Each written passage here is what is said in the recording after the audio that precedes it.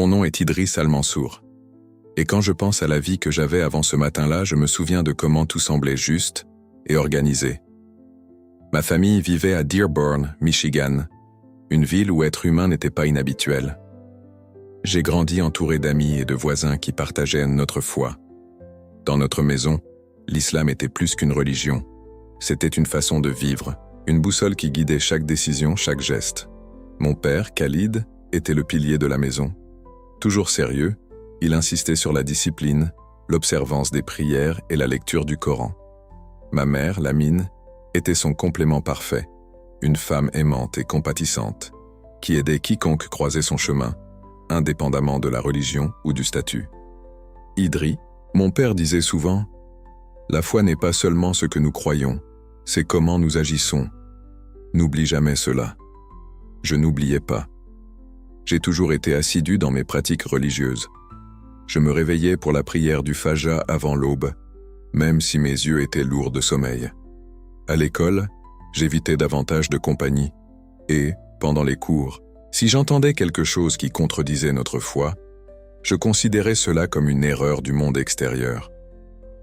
Pour moi, l'islam était le seul chemin véritable, et ceux qui ne suivaient pas ce chemin étaient inévitablement dans l'erreur.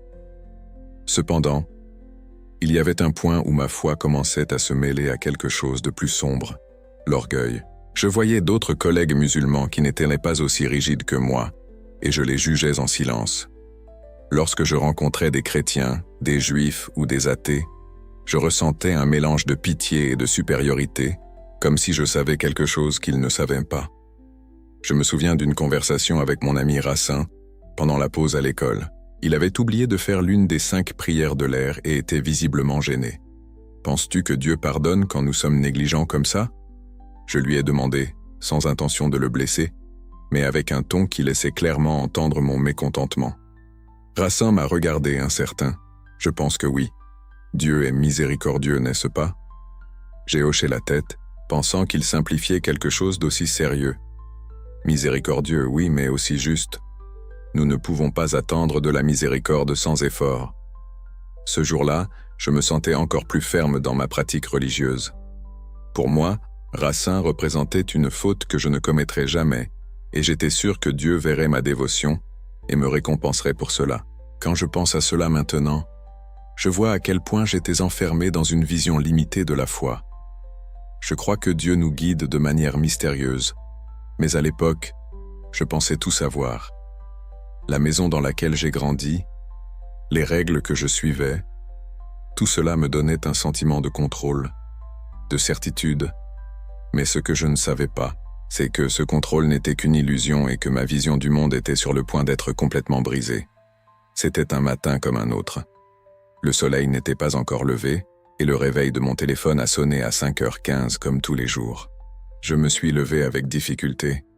Mes yeux étaient encore lourds de sommeil, mais l'habitude était plus forte. Je suis allé jusqu'à la salle de bain pour effectuer l'ablution rituelle, en lavant mes mains, mon visage et mes pieds, tout en murmurant les mots de purification. Mais, ce matin-là, quelque chose semblait différent. J'étais plus lent, plus distrait. « Idre, ça va ?» Ma mère a demandé depuis la cuisine, tout en mettant le café sur le feu.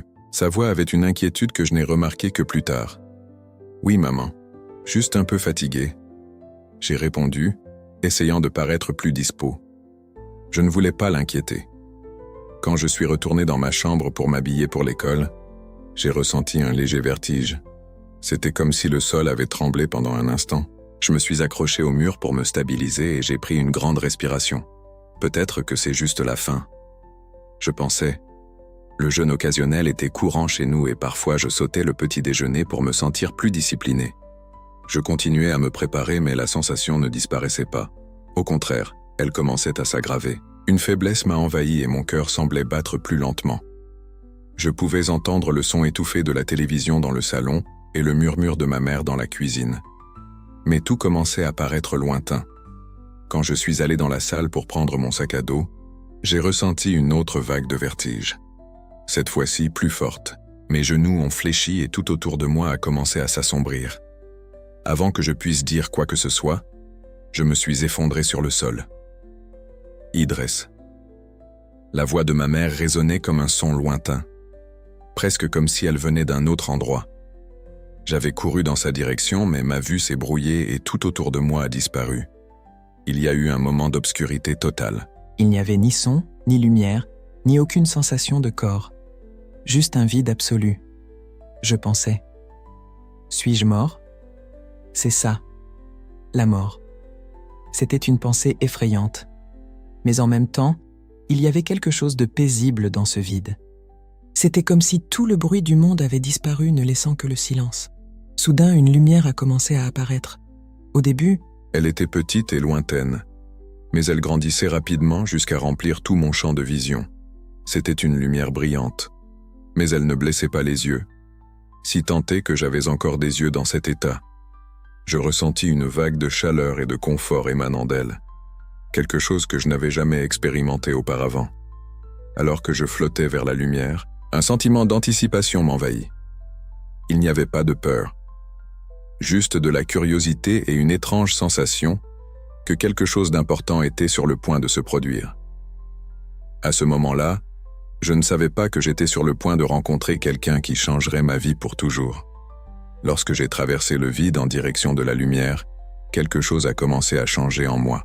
Ce n'était pas seulement l'absence de mon corps physique qui me surprenait, mais l'intense sensation de paix qui imprégnait chaque partie de ma conscience. Je n'avais plus de questions, de peur ou de doute. J'étais simplement là, comme si j'avais toujours appartenu à cet endroit.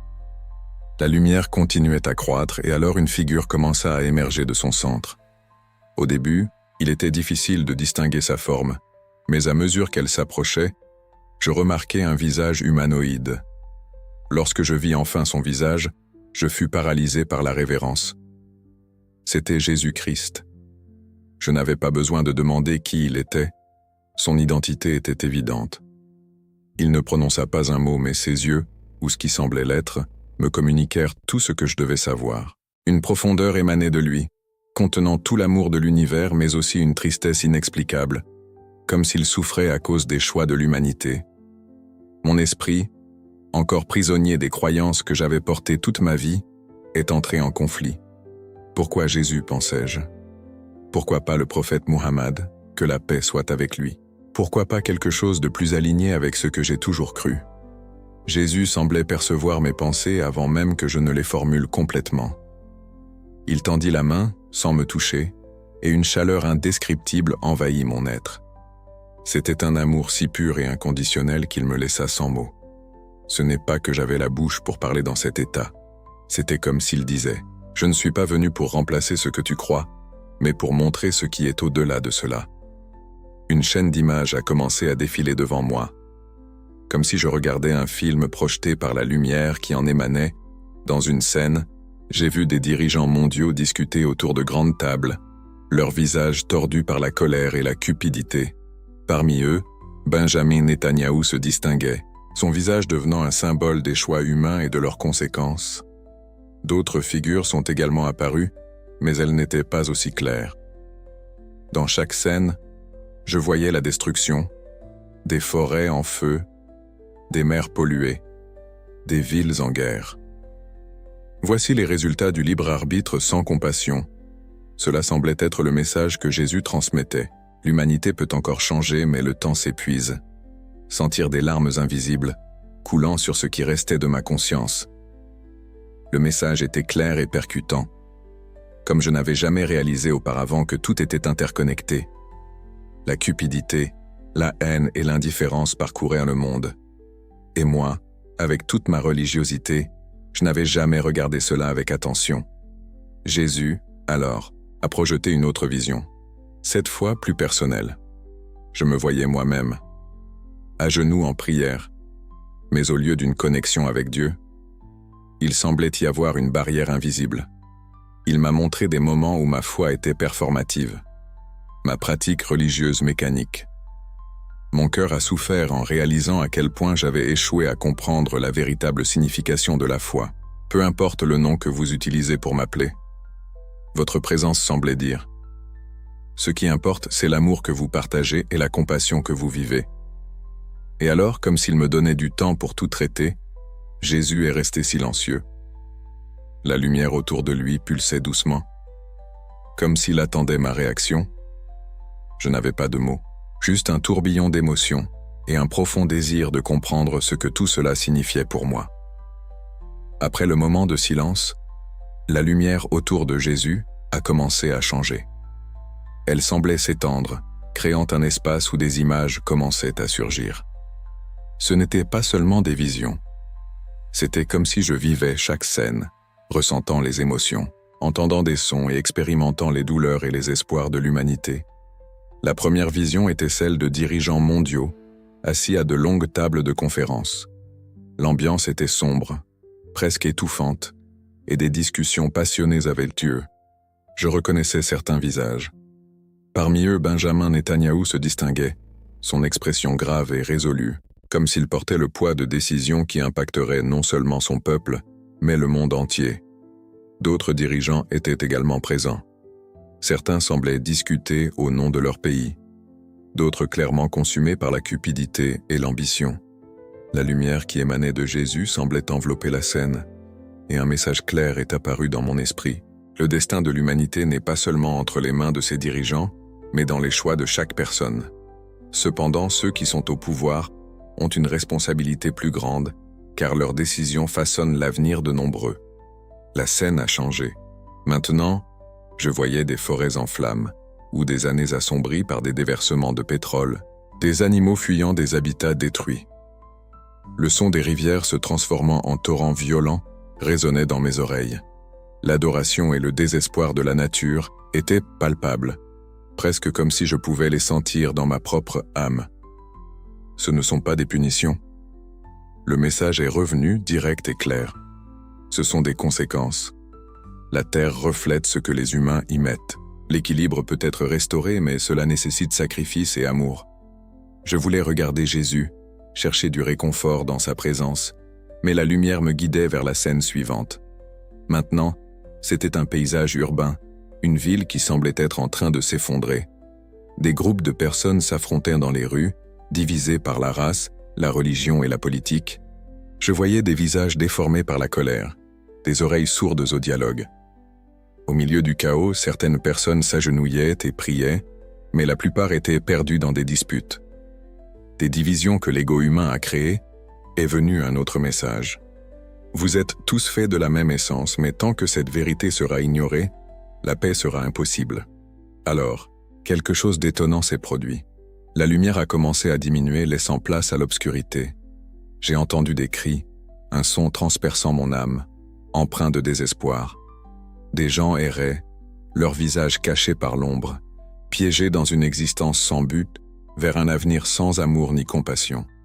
Jésus expliqua, « Mais il y a encore de l'espoir, il y a toujours de l'espoir », tandis que sa lumière revenait lentement pour remplir l'espace. Enfin, la lumière a changé une fois de plus, cette fois montrant quelque chose de différent, de petits actes de bonté. J'ai vu des gens s'entraider, la communauté s'unissant pour protéger la nature, des leaders renonçant à leur pouvoir au profit de leur peuple. Malgré la simplicité de ces actions, l'impact était immense. La terre semblait respirer la liberté et les gens souriaient avec une paix authentique. Chaque choix compte, était le message final. Peu importe à quel point cela peut sembler petit, chaque acte d'amour est une graine pour un avenir meilleur. J'étais extasié mais aussi accablé. Comment pourrais-je ramener ce message dans le monde? Les révélations étaient profondes, mais je savais que ce ne serait pas facile de les partager. Cependant, quelque chose en moi me disait que je devais essayer. La lumière autour de moi semblait le confirmer, m'enveloppant comme une étreinte, alors que la figure de Jésus continuait à irradier une présence d'amour inconditionnel. Tandis que les révélations prophétiques résonnaient encore dans mon esprit, je ressentis un nouveau type d'énergie remplir l'espace autour de moi. La lumière de Jésus est restée constante, mais elle semblait maintenant plus proche, comme si elle était directement connectée à moi. Avant que je puisse formuler une question ou comprendre ce qui se passait, j'ai commencé à voir des images apparaître dans la lumière. Ce n'étaient pas des images du monde ou d'autres personnes cette fois-ci. C'était un moment de ma propre vie. Au début, je ne comprenais pas. La première scène qui est apparue semblait banale, moi, âgé d'environ 8 ans, à genoux sur un tapis de prière à côté de mon père. Il récitait des vers du Coran avec sa voix ferme et résonnante. Et moi, les yeux fixés sur le sol, je répétais les vers sans comprendre complètement ce qu'ils signifiaient. Alors que la scène se déroulait, une étrange sensation me parcourut. Je ne voyais pas seulement, je ressentais. Je ressentais l'anxiété de mon moi plus jeune, inquiet de bien choisir chaque mot pour ne pas décevoir mon père. Je ressentais la fierté de mon père en m'observant, mais je percevais aussi quelque chose que je n'avais jamais remarqué auparavant, la déconnexion de mon propre cœur à ce moment-là. La scène a changé. Maintenant, j'étais à l'école, âgé d'environ 12 ans, en train de discuter avec un camarade nommé Daniel. Il était chrétien. Et dans notre conversation, j'essayais de le convaincre que sa foi était erronée. Ma voix était ferme, presque accusatrice, alors qu'il se défendait, visiblement mal à l'aise. « Comment peux-tu croire en quelque chose d'aussi illogique ?» disais-je, les bras croisés. « Si Dieu a envoyé un prophète final, pourquoi suivre quelque chose qui est venu avant lui ?» Daniel n'avait pas de réponse immédiate. Il baissa simplement les yeux et murmura quelque chose que je n'entendis pas. À ce moment-là, je me sentais victorieux. Mais maintenant, en regardant la scène, je ressentais quelque chose de complètement différent. Je réalisais la douleur que je lui avais causée, le jugement injuste que j'avais imposé. Je n'étais pas intéressé à partager quelque chose de valeur. J'étais intéressé à gagner une discussion. Une autre scène est apparue, cette fois beaucoup plus récente. C'était une nuit ordinaire, et j'étais assis dans ma chambre, réalisant ma prière nocturne. Ma voix récitait les mots, mais mon cœur était distant. Je pensais aux devoirs scolaires, aux tâches du lendemain, à n'importe quoi, sauf au sens de ce que je disais. La prière n'était qu'un élément de plus dans la liste que je devais accomplir. Vous n'aviez pas tort de chercher la foi. Une voix silencieuse semblait résonner en moi, mais j'étais perdu dans la forme et avais oublié l'essence. L'amour est la base de toute vraie foi. La lumière autour de moi a commencé à pulser doucement, et à chaque pulsation, de plus en plus de scènes de ma vie apparaissaient. Des moments de bonté, comme lorsque j'ai aidé un voisin âgé à porter ses courses, mais aussi des moments d'égoïsme, lorsque j'ai ignoré le besoin de quelqu'un parce que j'étais trop occupé. Je voyais tout avec une clarté douloureuse, mais il n'y avait aucun jugement dans ces visions, seulement une compréhension profonde de l'impact de mes actions, bonnes et mauvaises. Faisait amour et vide. Cela semblait être le message qui traversait toutes ces scènes.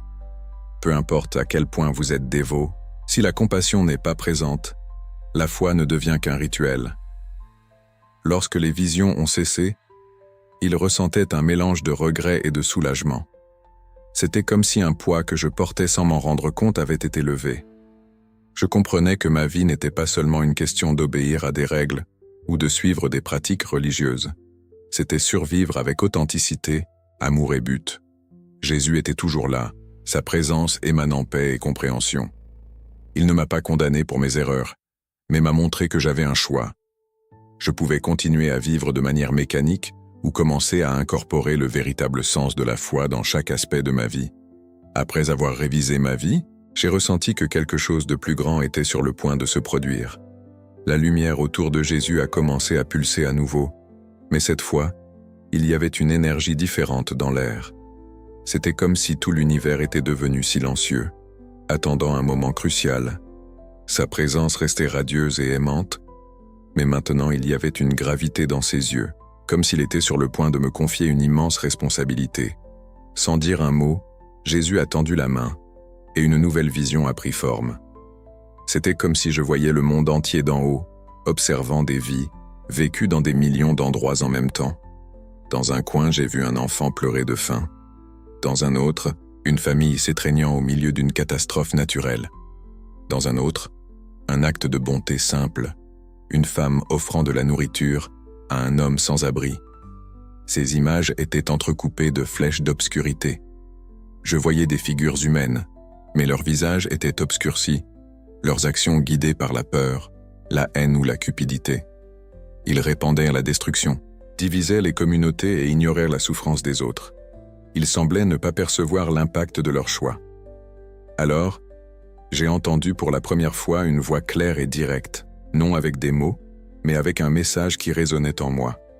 Avant de continuer, juste une demande. Abonne-toi à notre chaîne. Ça nous aide beaucoup à continuer. Le monde est à un tournant. Chaque action, chaque choix façonne l'avenir. Vous avez un rôle à jouer. Mon cœur a commencé à battre plus vite. Je ressentais l'ampleur de ce qui était dit. Un rôle à jouer. Mais comment? Je suis juste un garçon de 16 ans, essayant de vivre ma foi. Comment puis-je faire la différence dans un monde si grand et compliqué? Jésus semblait percevoir mon hésitation, sa présence et son rayonnement d'amour dissipant mes doutes pendant un bref moment. Alors il m'a montré une vision finale. J'étais de retour dans ma ville, interagissant avec des gens. Ce n'était pas une vision grandiose de discours ou de foule, c'était quelque chose de simple.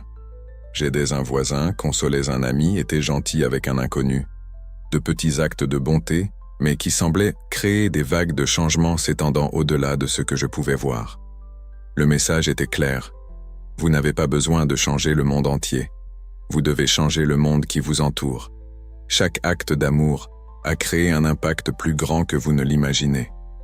Puis est venu le moment décisif. La lumière autour de moi s'est intensifiée et j'ai réalisé que j'avais un choix à faire.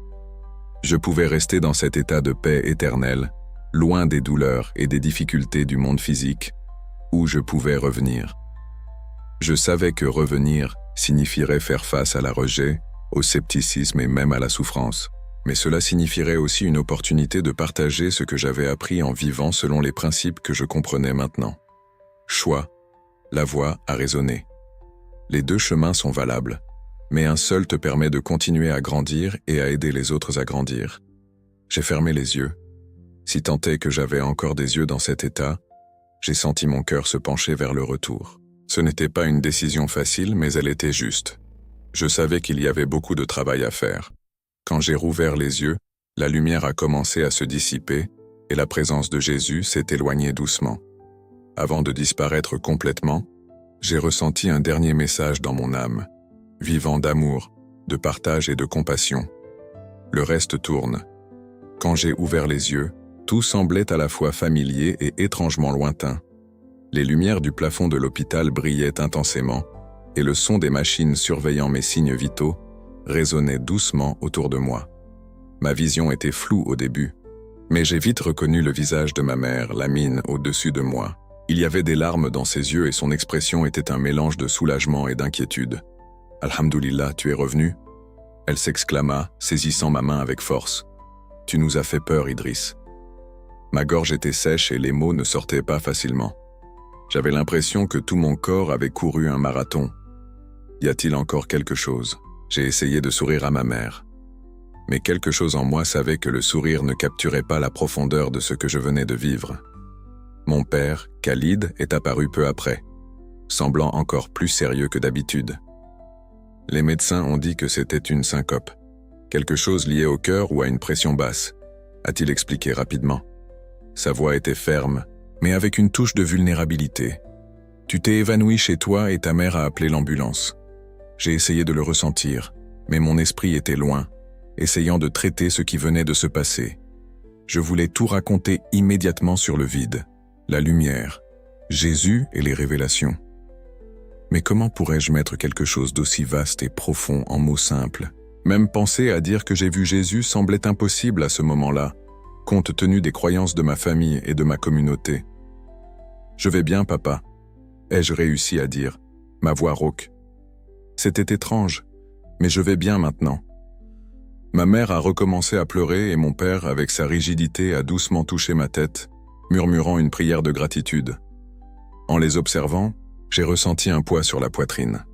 Comment leur expliquer que je suis revenu avec une mission, que le garçon qu'ils connaissaient ne serait plus jamais le même? Lorsque l'équipe médicale est entrée dans la chambre, les conversations se sont tournées vers des diagnostics, des examens et des recommandations tandis que tout le monde parlait autour de moi. Je ressentais un inconfort croissant. J'étais physiquement présent, mais mon esprit semblait déplacé. Le monde autour de moi semblait plus bruyant, plus chaotique qu'auparavant. Chaque son semblait résonner plus fort, chaque mouvement semblait plus rapide. C'était comme si je voyais tout d'une nouvelle perspective, mais personne ne remarquait le changement en moi. Plus tard, quand je me suis retrouvé seul dans la chambre, j'ai fermé les yeux et j'ai essayé de me rappeler la sensation de la lumière et de la paix que j'avais expérimentée. mais elle semblait distante maintenant, presque comme un rêve. J'ai touché mon front, essayant de sentir le moindre vestige de cette présence, de cette mission que Jésus m'avait confiée. Je savais que j'étais de retour, mais que ferais-je maintenant? Quand ma mère est revenue, elle a apporté mon Coran et l'a posé sur la table à côté du lit. « Ici », dit-elle avec un doux sourire. « Tu trouves toujours le sol là-dedans. » Je l'ai remerciée, mais je n'ai pas touché le livre immédiatement. Au lieu de cela, je l'ai regardé avec une nouvelle compréhension. Les mots que je récitais auparavant automatiquement semblaient maintenant être une invitation à quelque chose de plus grand.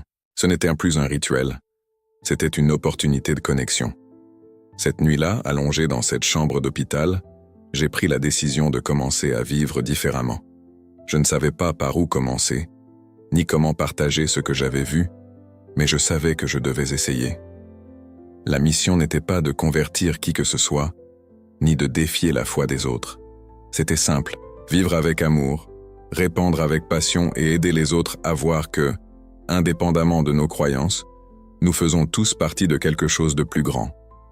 Après quelques jours à l'hôpital, je suis rentré chez moi, mais rien ne semblait pareil. Les rues de Dearborn, les conversations à la maison, même les sons familiers de la mosquée du quartier semblaient différents. J'étais toujours Idriss, mais en même temps je n'étais plus le même. Je portais en moi quelque chose que je ne savais pas comment partager. Ma mère et mon père me traitaient avec soin, comme si j'étais fragile après l'incident. Ils m'observaient souvent, me demandant si je me sentais bien. Je répondais par un simple oui, mais je savais que le changement en moi n'était pas physique. Les premières personnes avec qui j'ai essayé de partager ce qui s'était passé étaient de mes amis les plus proches. Pendant une pause à l'école, j'ai rassemblé Racin et Omar à l'une des tables de la cantine. « J'ai quelque chose à vous raconter. » Ai-je commencé, excité, quelque chose qui s'est passé pendant que j'étais évanoui. Racin m'a regardé avec curiosité, tandis qu'Omar jouait. « Tu as vu un ange. Ou es-tu directement allé au paradis ?» Je ris sans grâce, mais je continue. « Pas exactement, c'était plus que ça. J'ai vu Jésus. » Le silence qui a suivi était lourd. Racin, Franzio, le front, confus. « Jésus, que veux-tu dire ? Tu es musulman, Idriss. Pourquoi verrais-tu Jésus ? » Je ne sais pas. J'ai admis, ressentant le poids du scepticisme dans leurs yeux. Mais c'était réel. Il m'a montré des choses sur le monde, sur nous-mêmes. C'était plus que je ne peux expliquer. Omar secoua la tête, riant nerveusement. « Ça ressemble à quelque chose d'un chrétien, Idriss. Es-tu sûr de ne pas t'être cogné la tête ?» Racin, en revanche, semblait plus sérieux. « Penses-tu que cela signifie quelque chose ? Que Dieu essaie de te montrer quelque chose ?» J'ai hoché la tête, soulagé qu'il envisage au moins la possibilité. « Oui, je pense que cela signifie que nous sommes plus connectés que nous ne le pensons, peu importe comment nous appelons Dieu. L'amour est ce qui compte vraiment. » Pendant un moment, Racin resta silencieuse, mais changea rapidement de sujet, mal à l'aise. Omar, pour sa part, haussait simplement les épaules et s'éloigna. Je réalisais alors que la réaction que j'allais rencontrer de la part des gens ne serait pas toujours de compréhension. Chez moi, la situation n'était pas très différente. Ma mère semblait préoccupée lorsque j'ai mentionné Jésus dans une conversation. Elle m'a rapidement interrompu. « Idriss, tu étais malade. Cela a peut-être été un rêve. La langue de nos cœurs, mais nous devons nous concentrer sur notre foi. » Mon père a été encore plus direct. « Ce n'est pas quelque chose que vous devez partager. L'islam est clair, et nous suivons la vérité que le Coran enseigne. Ne vous laissez pas tromper. » Je voulais argumenter, mais je savais que ce serait inutile à ce moment-là. Alors j'ai choisi de rester silencieux, gardant mes expériences enfouies en moi. Mais quelque chose en moi insistait sur le fait que je devais vivre selon ce que j'avais appris, même si personne ne comprenait. J'ai commencé par des choses simples. Je suis allé voir le voisin chrétien âgé qui vivait seul dans notre rue et je lui ai demandé s'il avait besoin d'aide pour quelque chose. Il avait l'air surpris, mais il a accepté mon offre de tondre sa pelouse. À l'école, j'ai commencé à écouter plus qu'à parler, surtout lors des discussions religieuses. Au lieu de débattre, je cherchais à comprendre les perspectives des autres.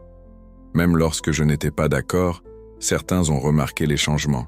« Idriss, tu es plus calme. a commenté une enseignante. Plus ouvert, c'est bon de voir ça. Mais tout le monde ne l'a pas bien accepté. Certains amis ont commencé à s'éloigner. Surtout quand je refusais de participer à des conversations critiques ou intolérantes, c'était solitaire. Mais je savais que j'étais sur la bonne voie. Avec le temps, de petits actes de bonté ont commencé à donner un sens à ma vie. Bien que peu comprissent mon histoire, certains ont commencé à écouter, ce qui était déjà un début. Les semaines suivant mon retour ont été un test constant de patience et de foi. J'ai commencé à vivre selon les principes appris lors de mon expérience de mort imminente, ce qui a entraîné des changements que ma famille a rapidement remarqués. Au début, ils ne savaient pas comment réagir. Mon père, Khalid, était le plus résistant. Pour lui, tout écart par rapport aux pratiques traditionnelles semblait une menace pour notre identité religieuse. Idriss, il a commencé une nuit, alors que nous étions assis dans le salon. J'ai remarqué que tu as posé des questions différentes. Quel genre d'idées occupe ton esprit? Je l'ai regardé, essayant de trouver les mots justes. Père, je ne remets pas en question notre foi, j'essaie de la comprendre de manière plus profonde. Je veux vivre selon ce que signifie être véritablement fidèle. Il fronça les sourcils, clairement mal à l'aise. Et qu'est-ce que cela signifie pour toi? Parce que dernièrement, tu t'es éloigné de certaines pratiques. Ce n'est pas ce que là-bas nous enseigne. Ma mère, Lamine, est entrée dans la conversation. Sa voix douce mais préoccupée. Khalid, peut-être devrions-nous écouter Idriss. Il a traversé quelque chose d'inhabituel. Là-bas, il a ses moyens de guider chacun d'entre nous. J'ai soupiré et j'ai décidé de rayer. Maman, papa, j'ai vu quelque chose pendant que j'étais inconscient. C'était plus qu'un rêve. C'était une vérité. J'ai vu Jésus-Christ. Il n'a pas condamné notre foi. Mais il m'a montré qu'au bout du compte, ce qui compte, c'est l'amour et la compassion. Le silence qui a suivi était lourd. Mon père semblait partagé entre l'inquiétude et le désespoir. Ma mère a tenu ma main, ses yeux pleins de larmes. « Tu crois que cela vient de là ?» Elle a demandé.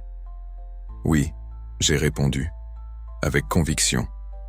Tout ce que j'ai vécu m'a fait réaliser que ce qui compte, ce n'est pas seulement de respecter des rituels, mais de vivre avec un cœur ouvert, en aidant les autres, peu importe qui ils sont. Au début, ma famille ne savait pas comment gérer mes paroles. Mon père, en particulier, avait du mal à accepter ma nouvelle approche de la foi. Il a commencé à observer mes actions encore plus attentivement, peut-être en espérant que je redeviendrais le fils rigide qu'il connaissait. Mais, avec le temps, quelque chose a changé. Une nuit, alors que nous étions à table, il m'a regardé avec un regard moins sévère. Sa voix était plus calme que d'habitude. « Tu m'as fait réfléchir. Peut-être que je me suis trop concentré sur les règles et que j'ai oublié ce qu'elles signifient vraiment. Et pour la première fois, j'ai senti que nous étions en harmonie.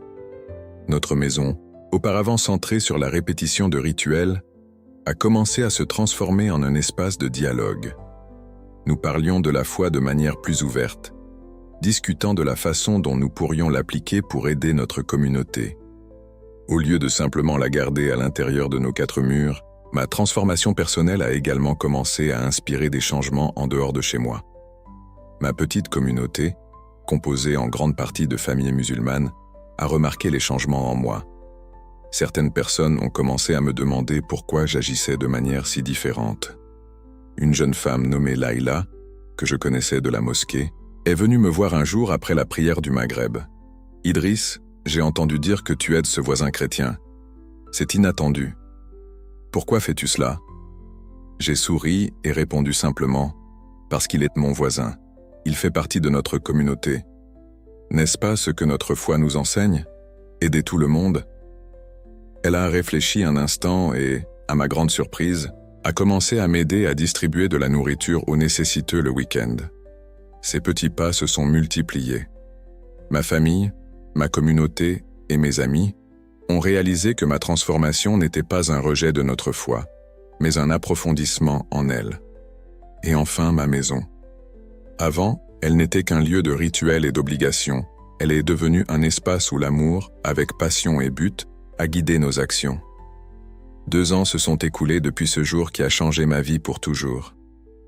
Bien que l'intensité de l'expérience soit encore vive dans ma mémoire, elle est devenue une partie de mon quotidien, façonnant mes choix et mes interactions.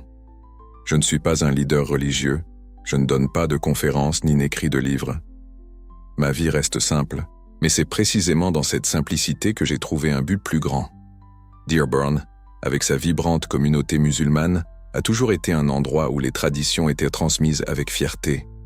Mais ces dernières années, j'ai commencé à réaliser que de petites actions peuvent avoir de grandes répercussions. Je ne suis pas quelqu'un qui fait des discours en public, mais j'essaie d'être un exemple vivant de ce que j'ai appris. Le vendredi, après les prières à la mosquée, j'ai commencé à organiser de petits groupes pour des actions communautaires. Ce n'était pas quelque chose de formel, juste une invitation pour ceux qui voulaient aider. Certains d'entre nous rendèrent visite à des personnes âgées isolées, tandis que d'autres collectaient des aliments pour des familles dans le besoin. L'impact a été silencieux, mais plus significatif. Un voisin chrétien, celui que j'avais aidé des années auparavant, me l'a dit. « Tu m'as fait croire qu'il existe encore de la bonté dans le monde, Idriss. » Ma communauté a commencé à changer aussi. Des personnes qui se concentraient auparavant uniquement sur leurs propres pratiques ont commencé à regarder vers l'extérieur, se demandant comment elles pourraient être utiles aux autres. C'était comme si une nouvelle énergie avait été injectée dans notre ville. Un sens d'unité qui transcendait les barrières religieuses et culturelles. Ma famille est maintenant un soutien constant. Mon père, qui était auparavant rigide dans ses croyances, est devenu plus ouvert. Il a commencé à parler lors de nos réunions familiales de l'importance de regarder au-delà des apparences, de chercher l'esprit de la foi et non seulement sa forme. Idriss, il m'a dit un jour, alors que nous étions dans le jardin, arrosant les plantes. Tu m'as appris quelque chose que je n'avais jamais réalisé auparavant. Peu importe combien de prières nous faisons, si nos cœurs sont fermés aux autres, nous perdons l'essentiel. Ma mère, comme toujours, a été ma plus grande défenseur. Elle a trouvé des moyens de relier les leçons que j'ai apportées avec les enseignements traditionnels de l'islam. Quand nous parlions, elle disait toujours à Latig ou d'une manière spéciale. Maintenant, sa tâche est de montrer aux autres comment ils peuvent aussi être guidés. Ma mission n'est pas de convertir des personnes à une religion ou à une pensée spécifique. C'est simplement d'aider les gens à voir ce que j'ai vu. Que l'amour et la compassion sont au centre de tout. J'ai découvert que je n'ai pas besoin de grands gestes pour avoir un impact. Ce sont les petites actions quotidiennes. Aider un étranger ou venir en aide à quelqu'un en difficulté. Pardonner à ceux qui m'ont blessé, qui créent des vagues plus grandes que nous ne pouvons imaginer. Je pense encore à Jésus-Christ et à la lumière qui irradiait de lui. Son message était simple, mais puissant.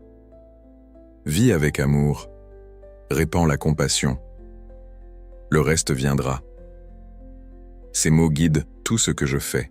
Je ne sais pas ce que l'avenir me réserve, mais je sais que je continuerai à vivre selon ce que j'ai appris. Mon histoire n'est pas celle d'un grand miracle, mais celle du pouvoir des petits changements et des choix conscients. Peu importe qui vous êtes ou en quoi vous croyez, nous avons tous la capacité de transformer le monde qui nous entoure. Aujourd'hui, lorsque je marche dans les rues de Dearborn, je vois ma ville avec des yeux différents. Je vois du potentiel, des connexions et des possibilités d'union. Et surtout, je vois un espoir.